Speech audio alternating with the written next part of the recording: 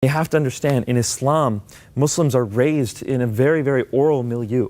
And so I'm learning things about Muhammad from my parents, from my teachers. I'm receiving all this. And the Muhammad that I was taught about was amazing. The Islam that I had learned was a religion of peace, and it was beautiful. But when it came down to verifying the truth and the actual original message that was taught, who was Muhammad really, and what did he really teach? When I found how disparate that was from what I had been taught, that caused me enough cognitive dissonance to start approaching God and ask him what his truth was. What if everything you thought you knew about Islam was a carefully constructed lie? Tonight, we dive deep with Nabeel Qureshi of blessed memory, an ex-Muslim who shattered the narratives he was raised on. He confronts the uncomfortable truths about who Muhammad truly was, the historical reality of jihad, and rips apart the myth of Islam as a religion of peace. This is more than a story. It's an intellectual battle for truth. Watch as Nabeel reveals how he broke free and found Christ. Muhammad claims to be a prophet around 40 years old, which is 610 AD. And then for the first 13 years, he's preaching a message of monotheism. He's preaching a message of taking care of widows and orphans. He himself was an orphan growing up. His father died before he was born. His mother died shortly thereafter. So he saw the conditions of the underprivileged, and he argued that we should support them and take care of them. That's what his ministry was like for the first 13 years. But when he ultimately fled to Medina, that is when he was able to start fighting. That is when he had an army at his control. And it was that very year that he started launching raids. And from that point till his death, we see a crescendo, an escalation of violence in his life. And when we talk about violence, you indicate, and I'm sorry if I'm pronouncing it wrong, Surah 9 as being one of the most violent books or part of the Quran. Exactly. So the Quran is not in chronological order. So chapter 1 is not the first. Chapter is actually in the 90s is the first one. The last chapter chronologically to have been composed is Surah 9. It is, bar none, the most violent. It's called Surat al-Bara, which means the chapter of disavowal. And it's basically disavowing all treaties with polytheists and also with Jews and Christians. And it tells Muslims to fight the unbelievers, to slay the infidels wherever you find them, take them captive and lay siege to them. That's chapter 9, verse 5. Chapter 9, verse 29 says specifically, Jews and Christians, fight them until they are subjugated and pay you money. Why? A few verses later, because Islam has been made to prevail over every other religion. Chapter 9, verse 33. Chapter 9, verse 111 is the one that says, if you die in jihad, you will go to heaven. So it launches Muslims right before Muhammad dies into this undelimited warfare. There was no end in sight. It was just fight. And that's why Muslims were able to conquer 1/3 of the known world. I'm talking from the shores of the Atlantic to the valleys of India within about 150 years. So where does this idea that this is a religion of peace come from? The religion of peace, Islam is a religion of peace, is found nowhere in the Quran. It's found nowhere in the Hadith. It's not even really found in any polemical literature, any commentaries until the 20th century. So this is a modern phrase that was invented by people in India who were interacting with British folk. This was before India was reverted to its own control. And so that's where we see the phrase Islam is a religion of peace coming up in interactions between Western culture and Islam, usually when we're talking about polemics and apologetics. So is it accurate? Now, how do we mean the phrase Islam is a religion of peace? If we mean that there are peaceful Muslims, no one can argue with that. I would say the vast majority of Muslims in the world are peaceful, and I would say that without hesitation. But if we say Islam is a religion of peace, that's problematic because, again, Muslims are not Islam. Islam is the system. And like I said, Muhammad had been fighting from the first year that he could until he died. And he launched Muslims into battle such that they conquered 1/3 of the known world, and then they kept fighting.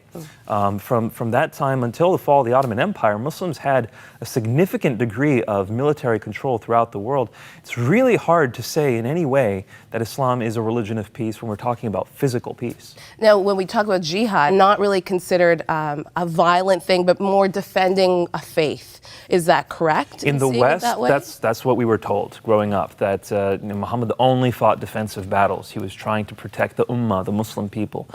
The fact is, though, when you get past the modern narratives and you start reading the text of the Quran directly, and you start reading the history of Muhammad's life directly, there's no question that's not the case. He launched raids. Even the first battle that the Muslims fought, the Battle of Badr, was a result of a raid that he launched against a caravan that Muslims fought. And so from the beginning, there's no real distinction actually in that time between offensive and defensive battles. If you have an enemy, you fight them, is basically the way people saw it.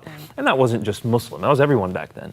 But you cannot argue that Islam conquered 1/3 of the known world defensively. That doesn't make any sense.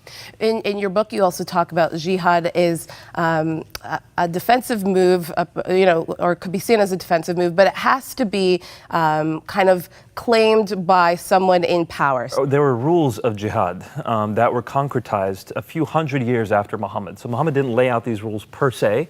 After the hadith, the traditions of Muhammad's life were collected, then people systematized, codified jihad. And in that codification process, there were conditions listed. A jihad should only be launched in defense of the Muslim people or for the purposes of advancing the Islamic faith. So it doesn't have to be just defensive. And it should be launched by a leader of the Muslim people. So this is why some people argue that after the Ottoman Empire fell, you couldn't have a legitimate jihad until ISIS came, because ISIS is establishing its own caliphate. And this is why it's such a big issue across the Islamic world, whether to recognize the caliphate of ISIS or not, because if so, then they could launch officially recognized jihad. So it's actually, these rules are important. I was actually speaking to a pastor in Nigeria the other day, and he said that in his neighborhood in Jos, Nigeria, before Muslims attack, and it happens quite regularly, they will distribute pamphlets saying, "Be forewarned, we will be attacking you." Really? Yep, and it's sometime within the next 2 weeks after those pamphlets come. And you ask the question, why would they do that? Because it is one of the rules of jihad. You have to tell people that they are going to be attacked. Wow. People had asked you to speak into this for a while, and you had said no. Well, the issue of jihad is so charged right now that people will question what your motives are when you talk about it.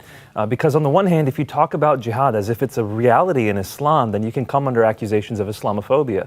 Whereas if we don't talk about it at all, we're leaving our borders open or perhaps policies defenseless to what could be future attacks. So it's a very difficult issue to deal with, and I wanted to stay hands off. So why did you decide to delve in?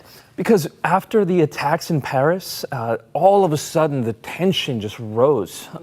I was in England at the time. It reminded me very much of the 7/7 bombings. And then shortly after that... 7/7 bombings in England. England, right. And then shortly after that, San Bernardino happened. And I was back in the States at that time for Thanksgiving. And then it felt even worse than it felt right after 9/11, where people were just angry and confused. They had just forgiven people after the Paris attacks, and they didn't know how to handle the situation. And so what I didn't hear in this very charged political climate in the United States was something that was both charitable and also truthful. I heard one or the other, but not both. And so I felt like a voice needed to speak up, and that's why I wrote the book. This is an objective look at Islam, basically. As objective as I can be. I was trying not to import my Christian perspective so that it could be useful to people at large.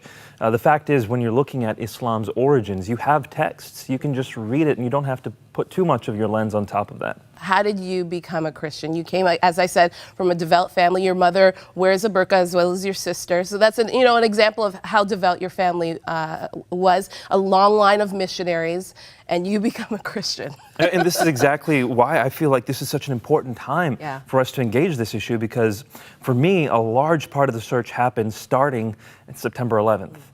See, it was kind of like a tectonic shift, like an earthquake, not in our world, but in the Islamic world as well. It was, especially in my world, because growing up, I had been taught that Islam was a religion of peace. I didn't use that phrase as if it were a propaganda or a lie. That's what I was taught as a Muslim, and therefore I truly believed it. And that's why when I hear Muslims say today, Islam's a religion of peace, I don't accuse them of lying. But after September 11th happened, people wanted answers. How do you explain what these people did? Clearly they did it in the name of Allah. What about all the other incidents? If it were a one-off thing, maybe that could just be, them. But tons of people are doing this around the Muslim world. So how do you explain it? And it was through investigating their perspective. Those terrorists, they don't say, they don't do it silently. They tell you why they do it.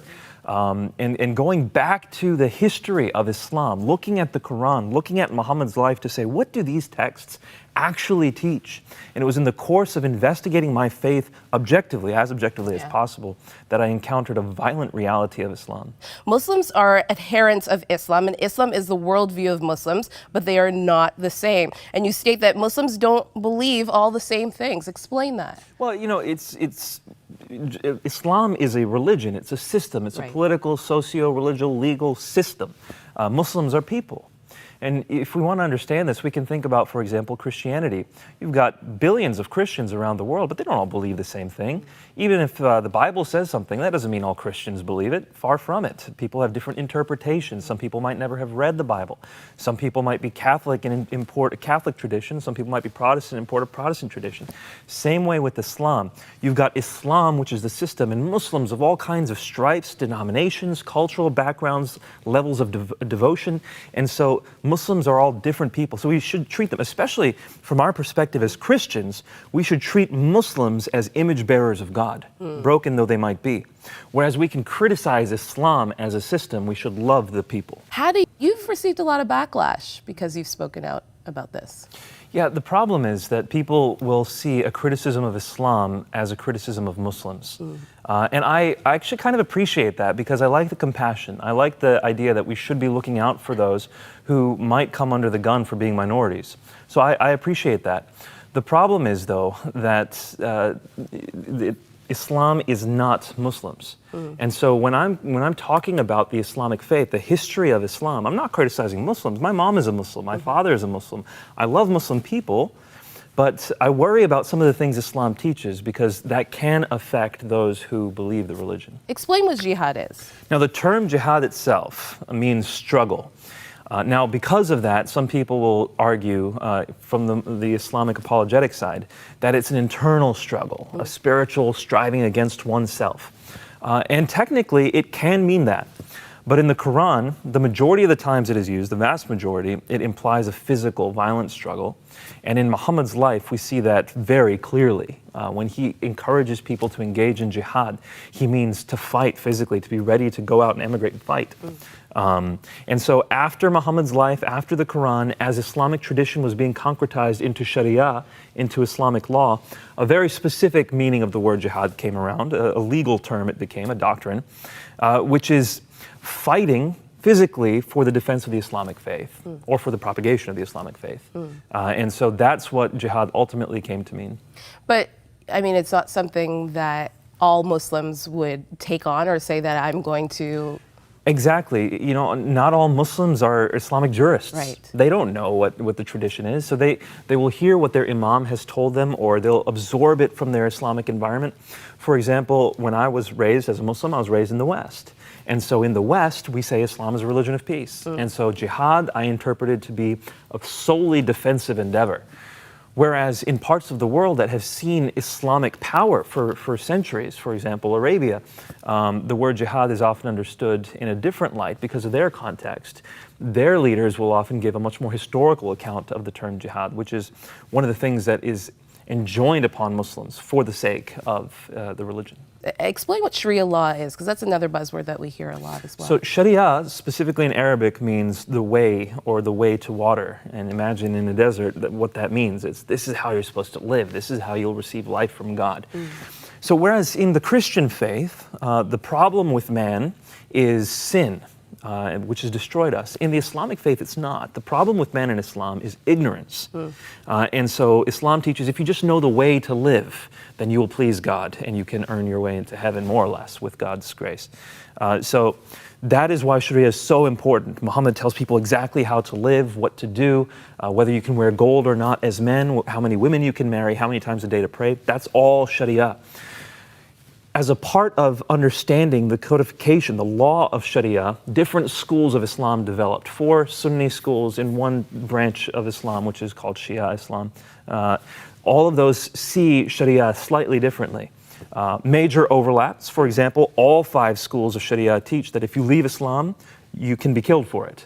Okay. All 5 of them teach that. But then there's differences between the 5 as well, like how to pray or whether a woman has to give her consent before being given into marriage.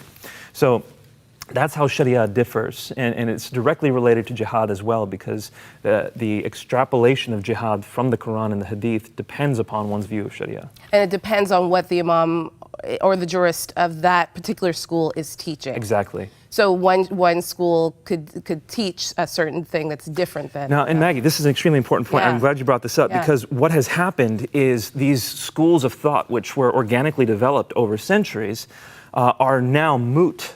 They're more or less obsolete because people can go to the internet and they can read what the Quran says for themselves. They weren't able to do that before.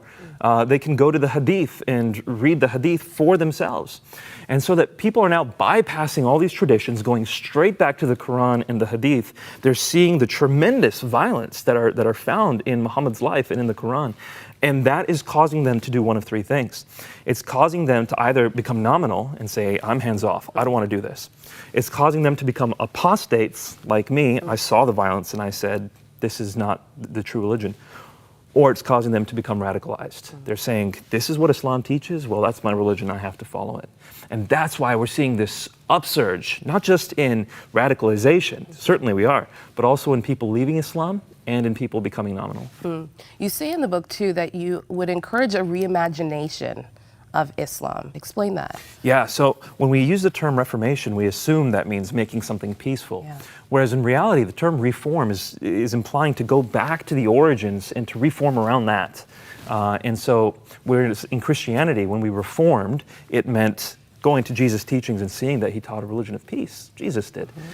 When people reform Islam, it's going back to the origins of the Islamic faith and saying, wait a minute, it's tremendously violent. So the Muslim Brotherhood, established in 1928, their primary goal when it was established was to follow the Hadith and the Quran. And look what happened. Offshoots of the Muslim Brotherhood are Boko Haram, ISIS, Al-Qaeda. This is the Islamic Reformation, the violent jihad that we see. The only way to fix this within the Islamic framework, and I'm not sure this is possible, but it would be to reimagine Islam, which some people are trying to do. They're called progressive Muslims. But I'm not sure that will work because Islam has always been defined by the Quran and Muhammad's life, and it teaches what it teaches. But there was something about Christ that led you towards him. What was that? For me, it was the sheer fact that he claimed to be God. In the Islamic faith, that's strictly denied. Surah Al-Ma'idah, chapter 5 of the Quran, verse 72 says, if you believe Jesus is God, you will go to hell. And I started studying Jesus' life, and I started seeing what he did and how he lived his life. There's no question, there's a stark contrast between Jesus and Muhammad. And Jesus never carries a sword. Not even once in the scripture does he carry a sword. Anytime his disciples try to use it on people, he says, put away your sword. He who lives by the sword dies by the sword. So there's Jesus in contrast to Muhammad. But the reality of it for me was that Jesus claimed to be the I am, that he claimed to be the Son of Man, that he claimed to sit at the right hand of the power. And we see all three of those in one verse, Mark 14:62. It's powerful that God became man, how much God loves us, that he is our Father. Islam denies that God is our Father. And so it was through this that I began to realize Jesus claimed to be God. He proved it by rising from the dead. I have to be a Christian. I would love for you to speak into the camera to somebody who might be a Muslim that's watching this, has seen your name and thought, I need to stop and listen to what this guy's saying. What would you say to them? My encouragement to you would be to not see Islam versus Christianity as a battle of people, like us versus you. To not see this as fighting, but a matter of coming to the truth together. Muslims and Christians coming together to find God, to worship him for who he is. If you seek, Jesus has told us, Matthew chapter 7, verse 7, ask and you shall receive, seek and you shall find, knock and the door shall be opened. So just pray. Ask God to reveal himself. If you want to know him, in Islam it says Allah remains behind a veil, whereas the Christian faith says that God will make himself revealed to you. So pray and ask him to reveal himself to you, and he will. In this powerful testimony, Nabeel Qureshi of blessed memory laid bare the profound cognitive dissonance he faced as a devout Muslim. He courageously exposed the uncomfortable historical realities about Muhammad's life and the true nature of jihad, shattering the religion of peace narrative he was raised to believe. Nabeel's journey wasn't just intellectual. It was a deeply personal search for truth, spurred by inconsistencies found directly in Islamic texts. He systematically dismantled the lies he was told, highlighting the stark contrast between traditional narratives and the unvarnished historical record. His powerful accounts served as a brutal confrontation, not just for Islam, but for anyone comfortable with unexamined beliefs. This video showed us how Nabeel's unwavering pursuit of truth ultimately humbled his deepest convictions and led him to the undeniable claims of Christ. This personal exposure is just the beginning. Nabeel's testimony underscores the fundamental problems we're dissecting in our Investigating Islam series. As he found the very foundations of Islam, the man, Muhammad, the book, the Quran, and the place Mecca, are riddled with inconsistencies that, when exposed, cause the entire structure to teeter. Stay tuned as we continue to unpack each of these critical areas, revealing the full truth that many have been lied to about.